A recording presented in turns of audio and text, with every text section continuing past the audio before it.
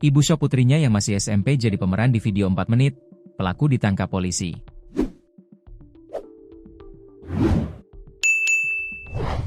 Seorang ibu syok bukan kepalang saat melihat putrinya, PJ, yang masih SMP menjadi pemeran dalam video asusila berdurasi 4 menit 27 detik. Setelah diusut, rupanya pemeran dalam video itu adalah sepasang pelajar SMP di Kabupaten Pamekasan, Jawa Timur, yakni PJ dan FP. Kemudian, polisi mengamankan seorang siswa berinisial FP dan ditetapkan sebagai tersangka. Kasih Humas Polres Pamekasan Ibda Yoni Evan Pratama mengatakan, tindakan asusila itu dilakukan FP sebanyak 3 kali dalam kurun waktu September hingga pertengahan Oktober 2025. Seluruh kejadian berlangsung di sebuah kamar kos yang berlokasi di Jalan Joko Tole Indah, Kecamatan Pademau, Kabupaten Pamekasan.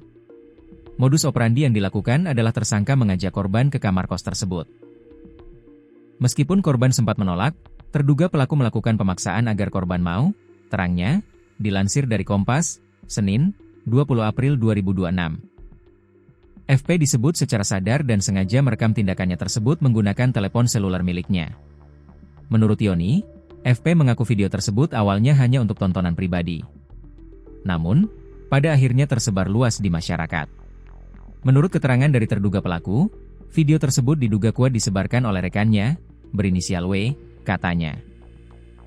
Lebih lanjut, Satreskrim Polres Pamekasan melakukan pendalaman intensif terkait pelaku penyebaran video tersebut.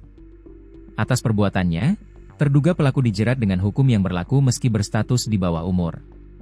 Terduga pelaku disangkakan melanggar pasal 473 ayat 1, 2, huruf B subsidiar pasal 407 ayat 1, Undang-Undang Nomor 1 Tahun 2023 tentang KUHP terkait tindak pidana persetubuhan dan pornografi.